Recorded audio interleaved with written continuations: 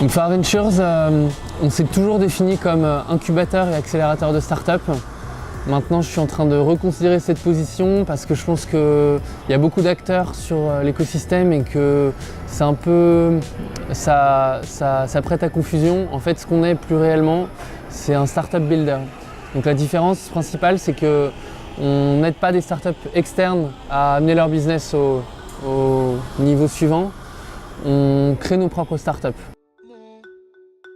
On est plutôt sur un modèle similaire à Rocket Internet, en toute humilité, parce qu'on n'est évidemment pas du tout le genre de taille et de financement et de track record de Rocket Internet. On est plutôt sur ce genre de modèle-là, à la différence aussi qu'on essaie de donner beaucoup plus d'equity aux fondateurs qu'on met à la tête des boîtes, typiquement CEO, CTO et les personnels clés, parce qu'on pense que c'est une façon de plus les incentiver sur l'upside potentiel à long terme, potentiellement que la boîte un jour explose.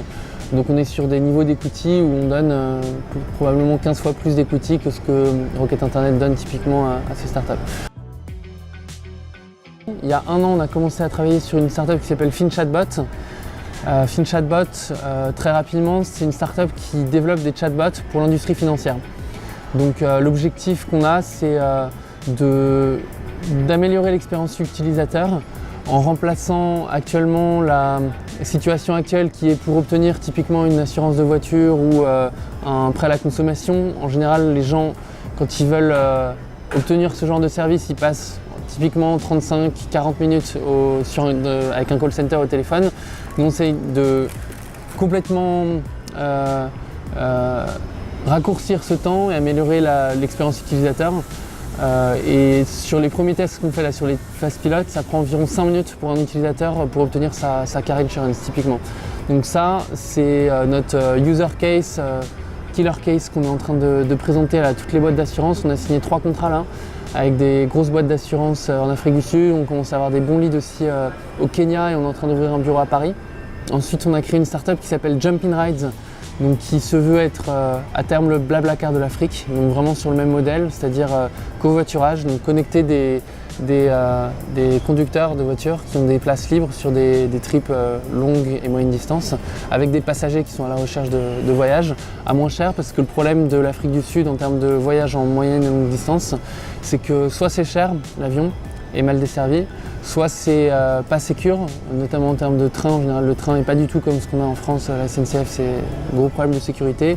Les bus sont très irréguliers, pas forcément fiables, longs et pas flexibles. Et donc, il manque d'une solution covoiturage. On a lancé réellement la plateforme il y a 6 mois. On a actuellement 3000 utilisateurs. On croit à une croissance d'à peu près 50% par mois là, actuellement. Donc, ça commence à bien prendre.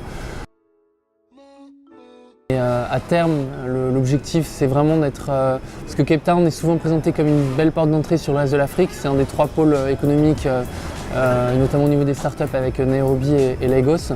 On dit que c'est une bonne porte d'entrée sur le reste de l'Afrique et nous à terme, donc à je dirais moyen terme, à horizon 2-3 ans, l'objectif ce serait vraiment d'avoir un footprint beaucoup plus important sur le reste de l'Afrique pour pouvoir vraiment être crédible sur le modèle Venture Builder, avoir une expertise sectorielle.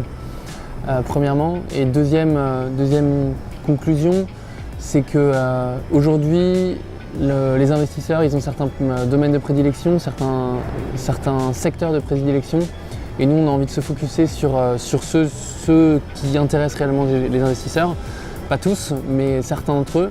Donc il y a certains sujets qui sont hot comme medtech, edtech, agritech, etc. Ça, c'est des sujets qui sont très en vogue partout dans le monde, mais notamment en Afrique aussi. Maintenant, je ne souhaite pas qu'on se mette sur tous les secteurs si on n'a pas une certaine légitimité. Donc nous, pour répondre plus spécifiquement à ta question, les secteurs sur lesquels on compte vraiment se spécialiser dans les années à venir sont FinTech, InsurTech et Artificial Intelligence.